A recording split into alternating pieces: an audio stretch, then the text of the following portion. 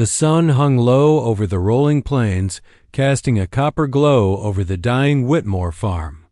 Clara stood at the porch rail, her fingers gripping the splintered wood as she watched the last of the livestock being led away by the debt collector. Each step of the cow's hooves on the dry earth sounded like a hammer striking her heart.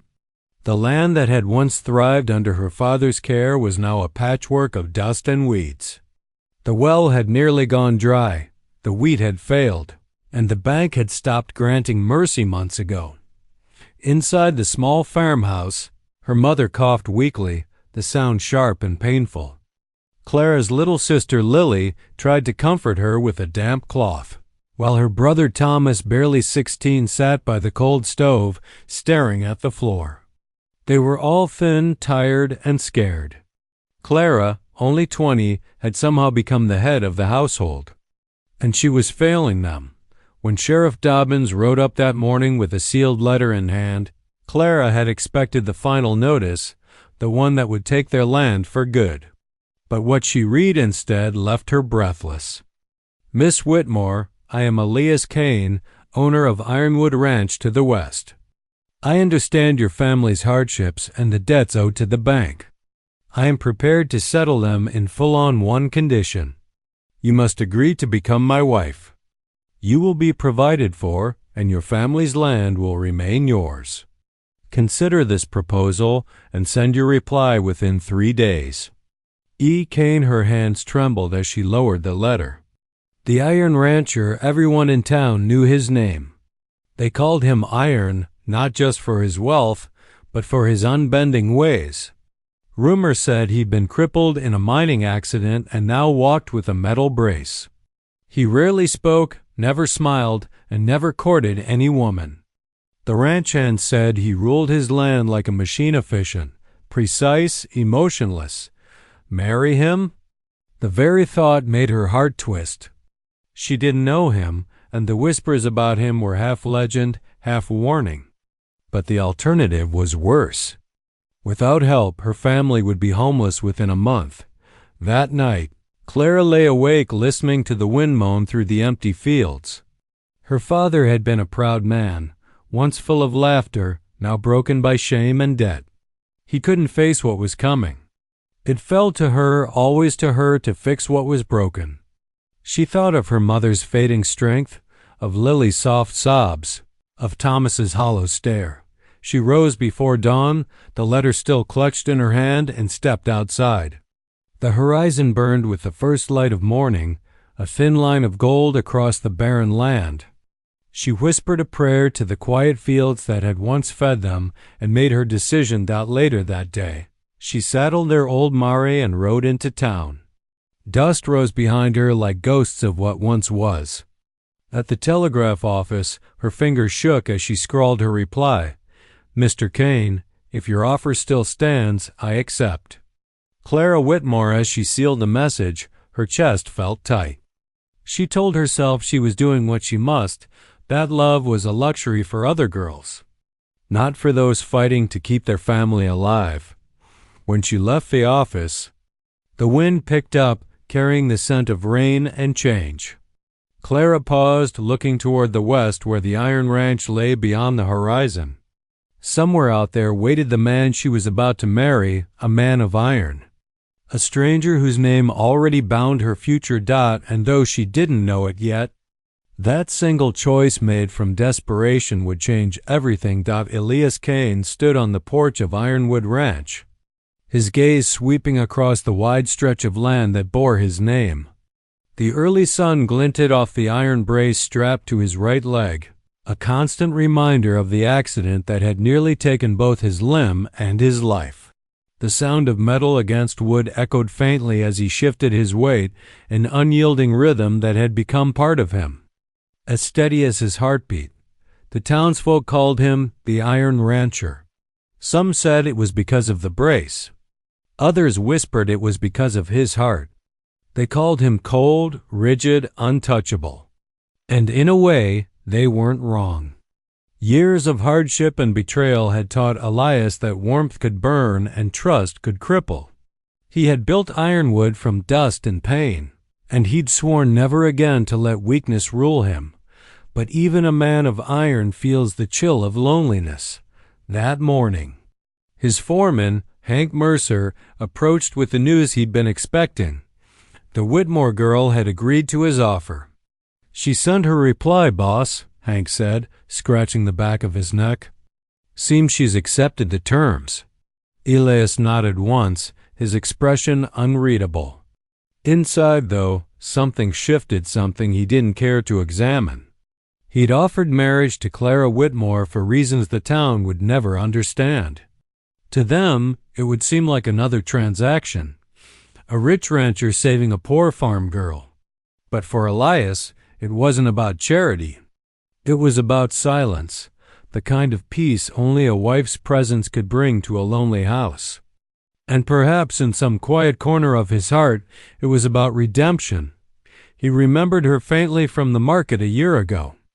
A young woman with determination in her eyes, her sleeves rolled up as she helped her father haul sacks of grain. She'd spoken little but carried herself with quiet dignity, the kind that made a man take notice. He hadn't forgotten her. When word reached him that her family's land was about to be taken, something in him stirred. He had the means to help, but charity wasn't in his nature. He needed structure, purpose. A wife to run his household, to end the whispers about his solitude, to perhaps fill the emptiness that echoed in every room of Ironwood Dot, so he'd sent the letter, half expecting she'd refuse. But she hadn't. 2 days later, he found himself standing outside the small-town church, waiting. The sound of hooves in the distance made his chest tighten. Clara Whitmore rode up on a tired brown mare, her back straight, her chin lifted with a courage that impressed him. Her dress was plain, her hands calloused from work. But there was something unshakably graceful about her. "Mr. Kane," she said. Her voice steady despite the tremor beneath it. "Miss Whitmore." His tone was clipped, polite, distant more from habit than intent. He couldn't afford softness. Not yet. The preacher cleared his throat and began the brief ceremony. The witnesses were few: Hank, the preacher's wife, and one curious ranch hand who lingered at the back. As the words, "I now pronounce you man and wife," echoed through the small chapel, Elias felt an odd sense of finality. It wasn't joy, exactly, but it wasn't emptiness either. When he looked at her, really looked, he saw not desperation but strength. Her eyes held no tears, only resolve. She didn't flinch from his scar or the cold iron brace that gleamed beneath his trousers. She met him squarely, like an equal dot as they rode toward Ironwood Ranch that afternoon. Silence stretched between them. Clara's hands clutched the reins. Elias's gaze stayed on the horizon. He wanted to say something, anything, to break the quiet. But words had always come harder to him than labor. Instead, he glanced her way and said softly, "You'll find Ironwood a quiet place." "But it's yours now, Mrs. Kane." Clara's lips parted, as if to respond, but she said nothing. The wind caught her hair and swept it across her face, and for a fleeting second, Elias felt something unfamiliar stir in his chest hope. The iron rancher had made a bargain of necessity. Yet, as the sun dipped low behind the hills and his new wife rode beside him, he wondered if, somehow, he'd just made the most important choice of his life. The church bells had barely stopped ringing when Clara realized how little she truly knew about the man she'd just promised her life to. The vows still echoed in her ears, simple words spoken with trembling hands and an aching heart. The preacher's Bible had closed with a soft thud. And just like that, she was Mrs. Elias Kane, wife to the iron rancher Dot as they stepped outside the chapel. The afternoon sun hung low, gilding the dusty main street in gold. People turned to stare, some with pity, others with curiosity. Clara could feel their eyes burning into her back as she stood beside the man everyone called unfeeling. Elias offered his arm, his movements precise and deliberate, every motion betraying the faint stiffness of his injured leg. She hesitated for only a breath before slipping her hand into the crook of his arm. His sleeve was warm from the sun, but his skin beneath felt cool, controlled. The carriage waited just beyond the churchyard. Elias helped her in, his hand briefly brushing hers. That single touch sent a strange current through her chest. Not warmth, not yet affection, but something alive. He settled opposite her as the carriage lurched forward, dust swirling outside the windows. The silence between them was heavy, full of words neither dared speak.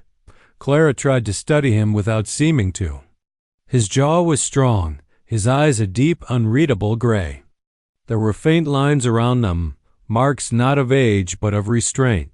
He seemed built of quiet strength, like a man carved from the land itself. Yet beneath that stoic calm, she sensed something else, something wounded.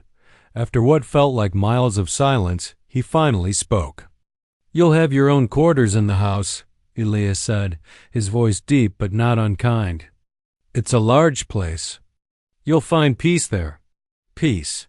The word struck her as both comforting and cold. She nodded, folding her hands tightly in her lap. "Thank you, Mr. Kane." He glanced at her briefly. "Elias," he corrected softly. "You're my wife now." Her throat tightened. The reality of that truth hit her in full, the enormity of it. This man had bought her family's salvation with his wealth, and in return she had given him her name, her future, and perhaps eventually her heart. She wasn't sure if she could ever love him, but she would try to honor him. By the time they reached Ironwood Ranch, twilight had draped itself over the plains. The sprawling property rose from the earth like a fortress, its wide pastures fenced in by oak rails, its main house large and proud, with a porch that wrapped around it like open arms. Yet despite its beauty, Clara felt small as she climbed down from the carriage. Elias limped slightly as he led her up the steps. "It's old," he said, gesturing toward the house. "But it stands strong, like its owner," she murmured before she could stop herself. He turned at that, just a flicker of surprise. Then the faintest trace of a smile that faded too quickly.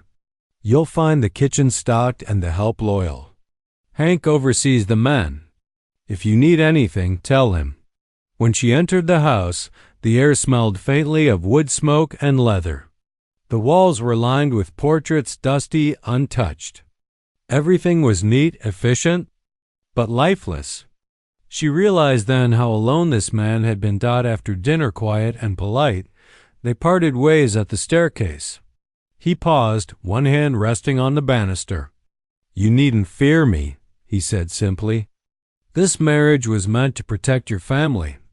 I'll not ask anything of you that you don't wish to give." Her heart twisted at the unexpected gentleness in his tone. "Thank you," she whispered. Elias nodded once, turned, and disappeared down the darkened hall, the soft clink of his iron brace echoing long after he was gone. That night, Clara sat on the edge of the bed in her new room, staring out the window at the starlit expanse of the prairie. Somewhere out there, her family slept safely on land no longer in danger. But here, she was a stranger in a strange home, bound to a man whose silence spoke of buried pain. She had made this marriage out of duty. But as the night wind whispered against the window, she couldn't shake the thought that perhaps duty had brought her to something deeper, something she wasn't yet ready to name. Morning at Ironwood Ranch came early and without softness. The first light of dawn spilled through Clara's window before the rooster crowed, painting gold across the wood floors. The smell of coffee drifted up from the kitchen, mingled with the faint scent of saddle oil and dust that always seemed to linger in the air. It wasn't home, not yet, but it was hers now. She rose quietly, tying back her hair and buttoning her simple work dress. Though Elias had told her she didn't need to labor, she couldn't bear to be idle. Work had always been her language, an act of love, a way to claim belonging. The house was large and tidy, but hollow, like a place waiting to remember laughter. Downstairs, she found the cook, Mrs. Pritchard, a brisk, gray-haired woman who greeted her with polite surprise. "You're up early, Mrs. Kane," she said, wiping her hands on her apron. "I've always been," Clara replied with a small smile. "I'd like to help with breakfast if you don't mind." Mrs. Pritchard hesitated, then nodded. "Suit yourself, dear. The men eat hearty." So Clara chopped, stirred, and baked until her hands were dusted with flour and the stove's warmth had flushed her cheeks. It wasn't until the ranch hands came in for their meal that she realized Elias had been standing quietly in the doorway, watching her. He wore a simple white shirt, sleeves rolled to the elbow, and though he leaned slightly on his cane, there was power in his stance. The room fell still as he entered. Even the men seemed to straighten at his presence. Clara wiped her hands nervously on her apron. "I see Mrs. Pritchard's got help this morning," Elias said, his tone unreadable. Clara lifted her chin. "I like to work. It helps me settle." For a long moment, his gaze held hers, steady and assessing. Then, slowly, he inclined his head. "As you wish, Mrs. Kane." That was the beginning of her days at Ironwood, quiet, steady, and full of small changes. She tended the garden, organized the pantry, mended linens, and even began learning the bookkeeping with the foreman. Each evening she saw Elias at supper, their conversations polite and brief. He asked about her comfort, her needs, her family. Always practical questions, never personal. But Clara noticed things others might not. How his hand sometimes trembled when he poured his coffee. How he avoided stares when he could. How his eyes softened when she laughed. Though he never let the smile reach his lips. At night, she heard the faint metallic rhythm of his steps echoing through the hallway, a lonely sound. She often imagined him pacing in that grand, dim study of his, surrounded by ledgers and maps, keeping himself busy so he wouldn't have to feel alone. One afternoon, while dusting the parlor, Clara found a piano tucked beneath a sheet. Its keys were slightly yellowed but intact. On impulse, she lifted the cover and pressed one note, soft, hesitant, yet full of memory. She hadn't played since she was a child, but the sound stirred something within her. That evening, after dinner, Elias paused at the doorway when he heard the melody drifting through the halls. His hand tightened on his cane as he stood listening.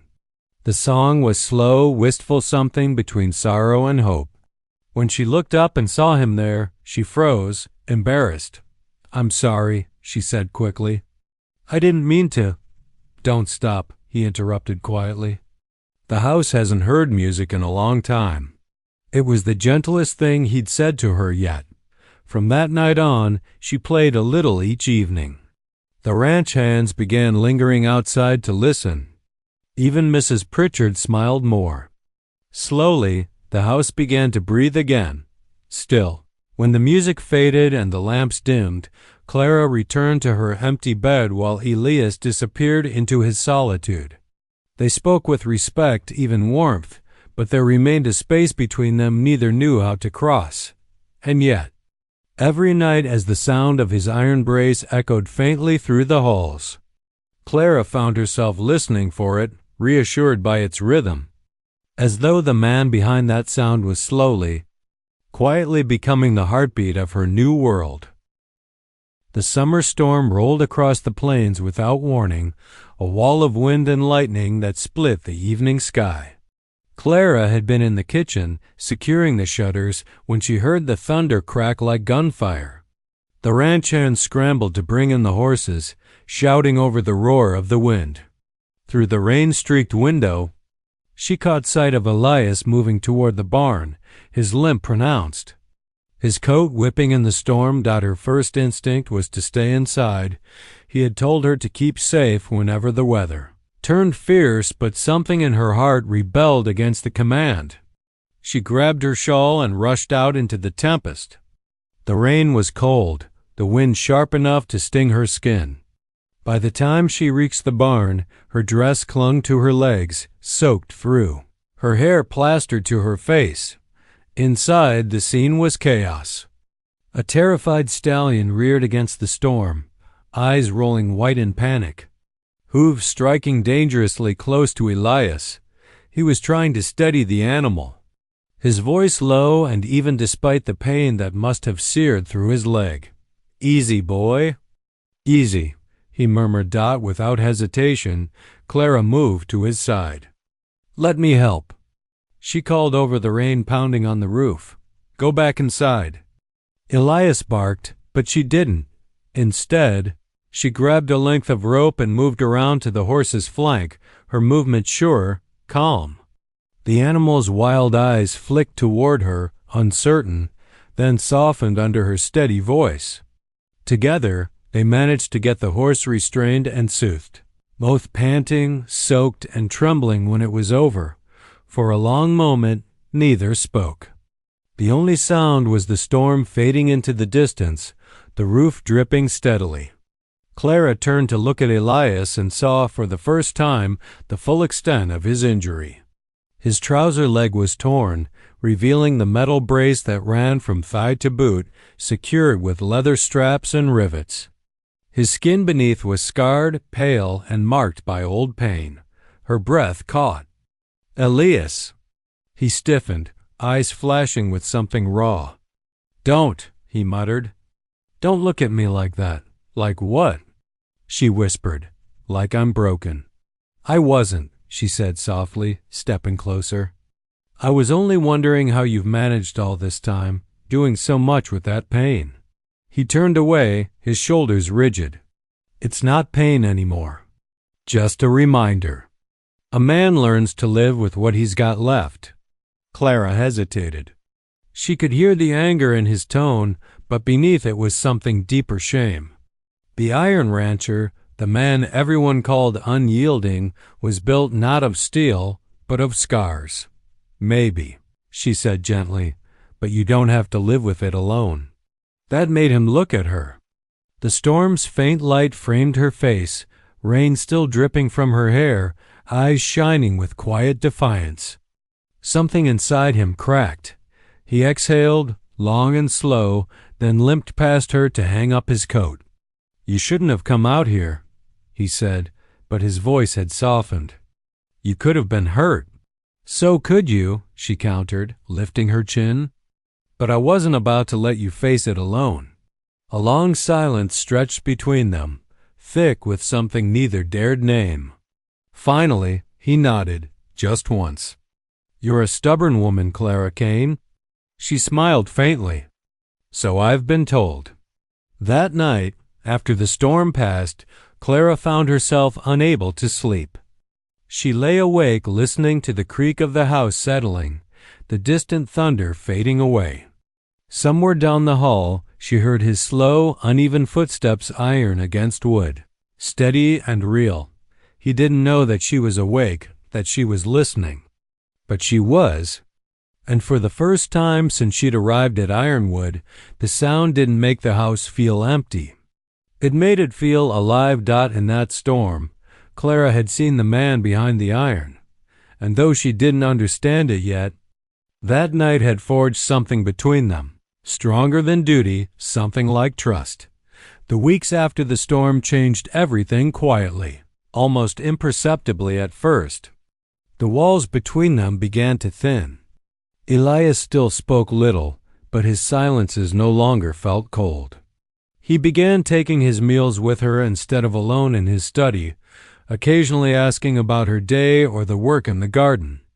Sometimes he would linger at the doorway just to listen when she played the piano at dusk, though he never said a word about it. Clara, in turn, found herself noticing him in ways she hadn't before. The way his voice softened when he said her name.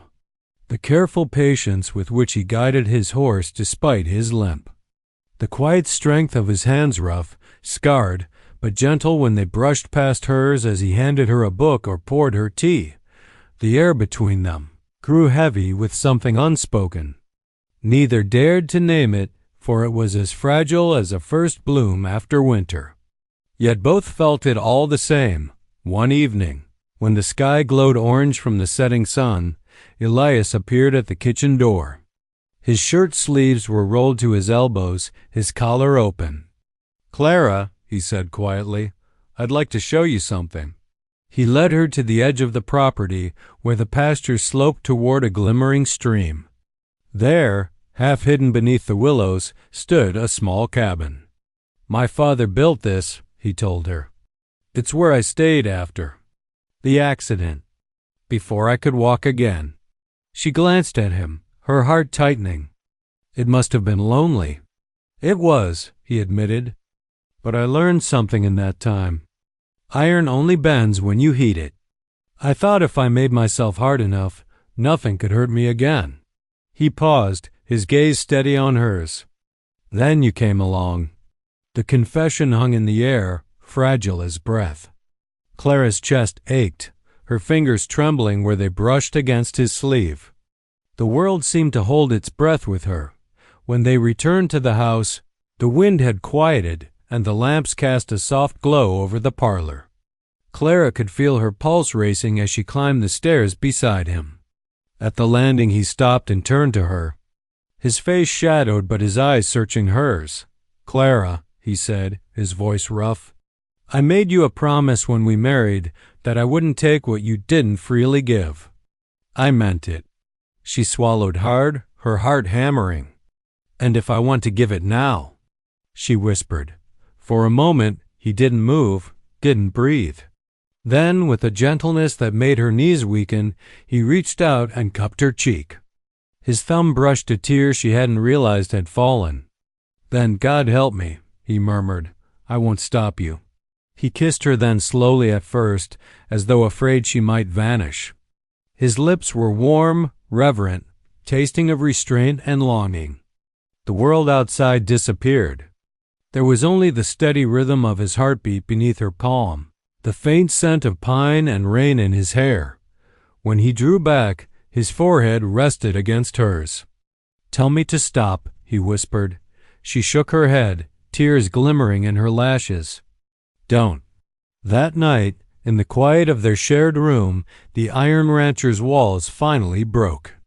Every touch was hesitant, then sure. Every breath between them carried a kind of awe. His hands, those strong, scarred hands, moved with reverence, as if afraid she might shatter. And when he whispered her name against her skin, she realized that beneath the iron, he burned like fire. When dawn crept through the curtains, Clara woke to find him still beside her, one arm draped protectively around her waist. For the first time since their wedding, she didn't feel like a guest in his house. She felt like she belonged. Elias stirred, his voice a low murmur against her hair. "You should know," he said softly, "last night wasn't a mistake." She smiled faintly, her hand resting over his heart. "No," she whispered. "It was a beginning." Outside, the sun rose over Ironwood Ranch, painting the world in gold. Inside, for the first time, the Iron Rancher's home felt alive with warmth, with tenderness, and with a love that neither had dared to dream of. The days after their wedding night were tender in a way Clara hadn't expected. She had thought that once the line was crossed, the walls Elias had built would crumble completely. But instead, she found him walking a careful path between closeness and distance, gentle in his affection. Yet guarded in spirit, he still woke early, still disappeared into his study for hours, still wore that look in his eyes as though part of him lived in another time. But now, when he passed her in the hall, his hand might brush her shoulder. When she played the piano, he sometimes lingered by the doorway until the final note faded. Their silences were no longer heavy. They were full of quiet understanding, and yet something lingered.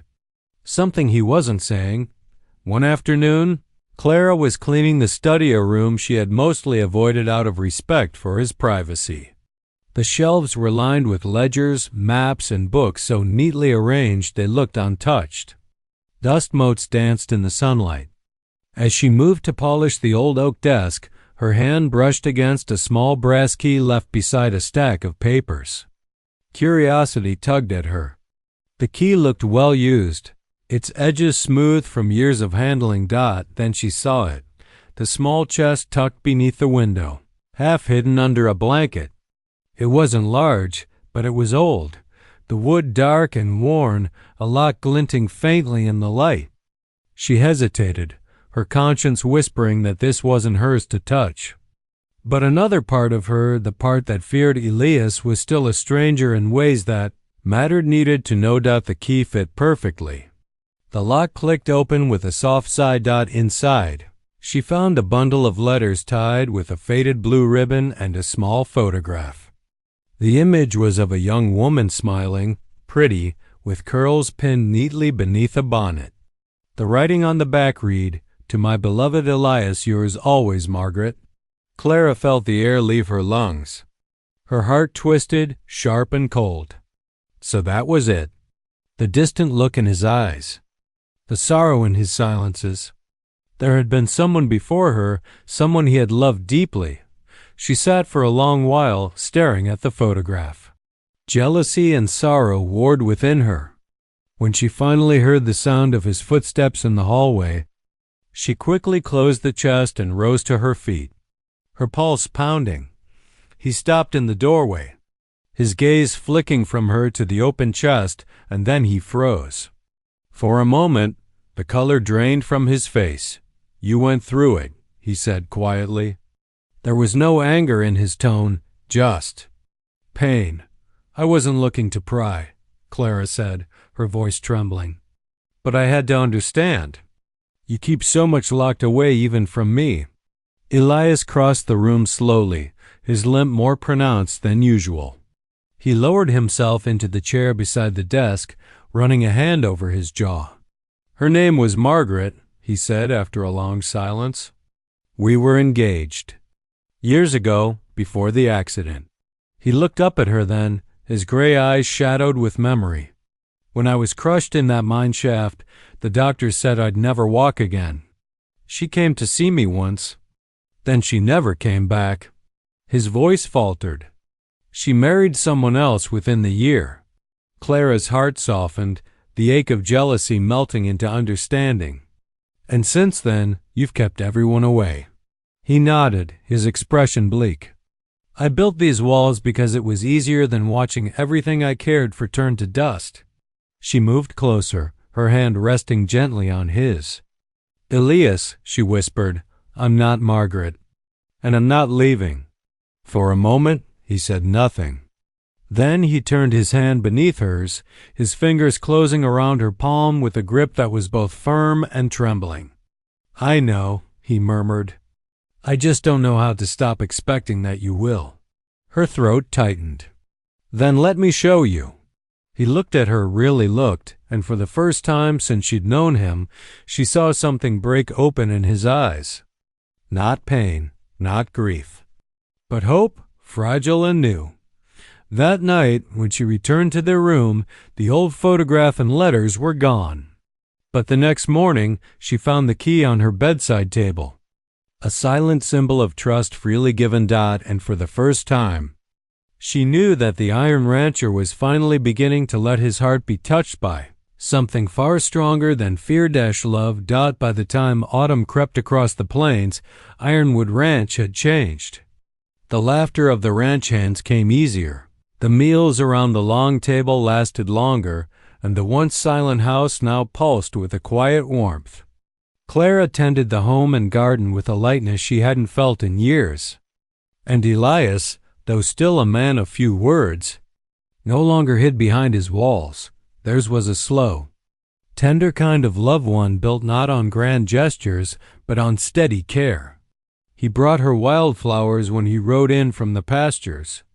She mended his gloves and made sure his coffee was always hot when he rose before dawn. Some nights they sat together on the porch in silence, the sound of crickets and distant coyotes their only company. It was peace. It was happiness. And that was precisely when the past came knocking. The trouble began on a cold morning in late October. Clara was hanging laundry when she saw the dust trail rising on the horizon. Riders approaching. She shaded her eyes against the sun and felt her stomach twist when she recognized the lead horseman, Mr. Tilson, the land agent who had once threatened to take her family's farm. The man who had sneered at her desperation. Her hands froze mid-motion as he dismounted at the gate, his oily smile too familiar. "Mrs. Kane," he drawled, tipping his hat, "you do look comfortable here. Seems the rumors were true you did quite well for yourself." Before Clara could respond, Elias appeared from the barn, his stride steady despite the limp. His eyes narrowed when he saw Tilson. "State your business," he said, his tone flat and cold. Tilson's smile widened. "Just paying a visit to an old acquaintance. I hear the Whitmore's debts were paid in full. Quite the miracle, considering the bank never received proper notice." Clara's heart thudded. That debt was settled legally. "Perhaps," Tilson said, circling them slowly, "but there are always loose ends. I could stir up a little trouble. File a claim questioning the ownership of your family's land. Unless, of course, I'm properly persuaded not to." His eyes gleamed with malice. "Money or favors tend to persuade me." Elias's voice cut like steel. "You're trespassing, Tilson. Leave before I make you regret it." The land agent chuckled darkly. "I'd watch that temper, Kane. A cripple who thinks he's still a hero-dangerous combination. That did it." Elias stepped forward, his cane striking the dirt with a sharp crack. "You'll not speak to my wife that way," he growled. "You'll not threaten her family or mine. Now get off my land." Tilson's smirk faltered for just a moment, but he recovered quickly. "You've got fire left in you after all, Iron Rancher. I'll be back with paperwork." When he rode off, Clara felt her legs weaken. Elias turned to her, his jaw tight. "He won't get far," he said. "I'll ride to town in the morning, settle whatever false claim he's planning." But Clara could see the anger burning behind his eyes and something else. Too, guilt. That evening, the ranch felt different. The peace that had wrapped around them for months was cracked. Elias stood by the window long after dark, staring into the empty fields. "Men like Tilson feed on fear," he muttered. "He thinks he can rattle me." Clara approached quietly, resting a hand on his arm. "He can't," she said softly. "Not anymore? You're not the man he thinks you are." He looked at her then, the firelight catching the lines of his face, the strength in his gaze. "You're right," he said. "Because before you, I had nothing to lose." The words struck her like a heartbeat, steady, fierce, true. The next day, Elias rode into town to face Tilson head-on.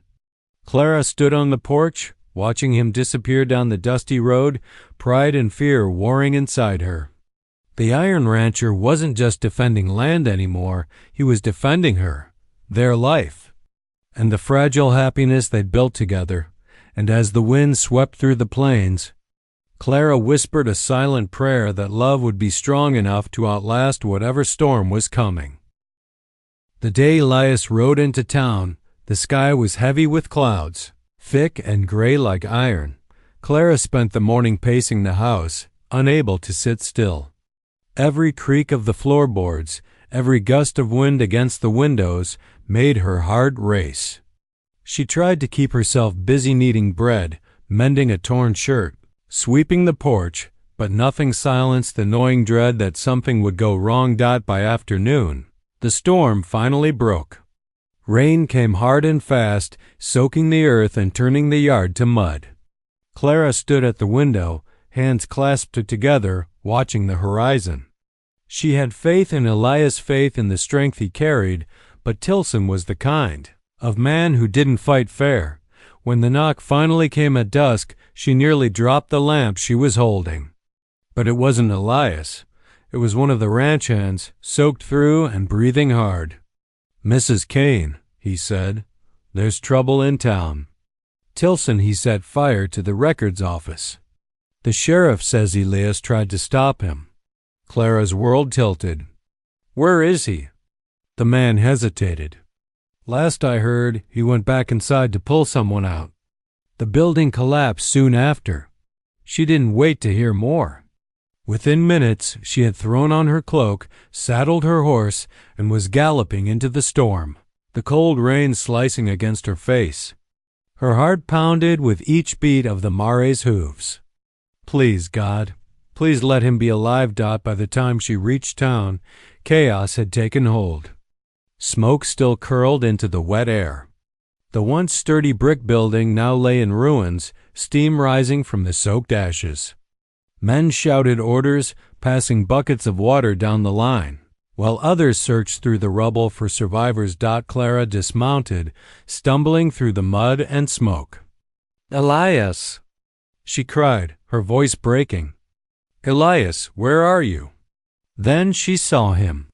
He was sitting against a broken beam, his shirt torn, his face smeared with soot, one leg trapped beneath fallen debris. 2 men were trying to free him, but he was conscious barely. When he looked up and saw her, he tried to smile. "Clara," he rasped, "you shouldn't be here." She fell to her knees beside him, brushing his hair from his forehead. "Don't you dare tell me that," she said fiercely. "You came back to me once before, and you'll do it again." The men finally lifted the beam, and Clara helped ease him free. His leg was bleeding, but he waved off the pain. "Tilson?" she asked. Elias shook his head slowly. "He didn't make it. He started the fire to destroy the debt records. Thought it would ruin me. I tried to stop him, but," he coughed, grimacing, "he was too far gone." Clara's throat tightened. She felt no triumph in Tilson's death, only sorrow for the cruelty that had consumed him. "You did what you could," she whispered. Back at the ranch, she tended to Elias herself. His burns were shallow, his leg bandaged tightly, but the exhaustion in his eyes cut deeper than any wound. For days she refused to leave his side, sleeping in a chair beside the bed, waking at every movement. One evening, as the firelight flickered low, he reached for her hand. "I thought I could carry the past like armor," he said quietly, "that I could face anything if I just didn't feel. But when I saw you ride into that storm for me," his voice faltered, "you made me realize I'm not made of iron anymore, Clara. You've turned me human again." Tears welled in her eyes, soft and shimmering. She pressed his hand to her heart. "And that's all I ever wanted, to see the man beneath the armor." He smiled faintly, his eyes glinting like silver in the firelight. "Then you've done it." For the first time, the silence between them was full not of sorrow, but of peace. Outside, the rain had stopped. The land that had once been dry and lifeless now glistened with promise. And for Clara, holding the hand of the man she'd once feared, forgiveness of the past, of herself, of the pain they'd endured, finally felt real. Winter melted slowly into spring across the plains, and with it, Ironwood Ranch began to breathe again. The air was softer, the grass greener, and the sound of the river returned after months of silence. Life, fragile and stubborn, pushed through the thaw, and so did love. Elias recovered slower than he would have liked. The fire in town had left him with scars and a limp worse than before, but Clara never once let him sink into bitterness. She moved through the house like sunlight itself, bright, determined, and full of quiet warmth. Every morning she helped him to his feet, her touch steady and sure. And every morning he looked at her as though she'd given him back not just his life, but the will to live it. It was strange, he thought, how a marriage that began as a bargain had turned into something so sacred. There had been no wedding bells, no celebration, just a signature and a vow born from desperation. Yet now, when he watched her laugh in the garden, her skirts brushing against the flowers she'd planted, Elias felt something far stronger than gratitude. He felt home. Clara, too, had changed. Gone was the frightened girl who had ridden to Ironwood with a letter of agreement in her hand. In her place stood a woman who had faced hardship and chosen love anyway. She had learned that tenderness was not weakness, and that sometimes the hardest hearts only needed a reason to soften. One morning, Near the end of March, Clara rose before dawn. She wrapped herself in a shawl and stepped out onto the porch. The horizon was blushing with pink, the first light spilling over the hills. Behind her, she heard the soft creak of a cane. Elias joined her, dressed warmly, his eyes tired but content. "You're up early," he murmured. "I wanted to see the sun come up," she said, smiling faintly. "Feels like a new beginning." He followed her gaze toward the horizon. "It does." Then, after a moment, he added, "I never thanked you." "For what?" "For staying. For believing in a man who'd forgotten how to believe in anything." Clara turned to him, her eyes soft with emotion. "You don't need to thank me. We both saved each other, Elias. You just did it first with that letter." He chuckled lowly, shaking his head. "I didn't save you, Clara. I gave you a choice. You saved me when you said yes." She stepped closer, taking his hand in hers. The metal brace on his leg glinted faintly in the dawn light, a reminder of what he'd survived and how far he'd come. "Then maybe we can stop saving each other," she said softly, "and just live." He looked at her then, truly looked at the strength in her jaw, the warmth in her eyes, the way the morning light kissed her hair. And something in him, something that had been locked away for years, finally yielded. "I love you," he said simply. The words were not dramatic, not shouted.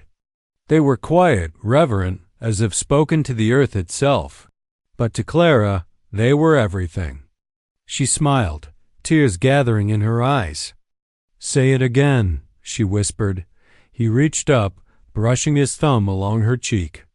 "I love you, Clara Whitmore Kane, more than I thought a man like me could ever love anything." The sun broke fully then, golden and warm, spilling over the land that had once seemed barren. The fields glowed, the fences cast long shadows, and the birds began their morning songs. Clara leaned her head against his shoulder, and together they watched the day awaken. The iron rancher and the farmer's daughter, two souls bound not by circumstance, but by choice, by forgiveness, by the simple miracle of finding light after darkness. When she finally spoke, her voice was soft but sure. "Then this is our beginning." He smiled, pressing a kiss to her hair. "No, Clara, this is our forever." And as the sun climbed higher, lighting the valley in gold, Ironwood Ranch, once cold and silent, came alive with laughter once more. The iron had melted, and in its place something far stronger had been forged: love.